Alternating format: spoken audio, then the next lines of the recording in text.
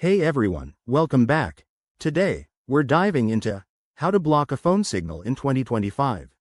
In our hyper-connected world, sometimes you need a break from constant notifications or want to protect your privacy. Whether you're prepping for a digital detox or securing sensitive info, blocking signals can be a game changer. But remember, this isn't about mischief, it's about smart, responsible use.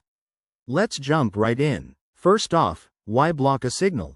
In 2025, with 5G and beyond dominating, phone signals are everywhere, but they can be intercepted or overwhelming. Common reasons include enhancing personal security, testing devices, or even creating no-phone zones at home. Now, let's cover the methods. The simplest way is using a Faraday cage or bag. These are enclosures made of conductive material that block electromagnetic fields. You can buy one online for under $20, or DIY it with aluminum foil wrapped around your phone.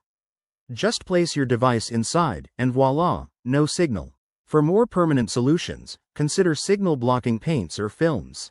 These contain metals that absorb radio waves and can be applied to walls or windows. In 2025, smart homes might even have built-in blockers controlled via apps. Speaking of apps, some privacy-focused ones can simulate a block by restricting network access, but they're not foolproof against advanced tracking. A word of caution: always check local laws.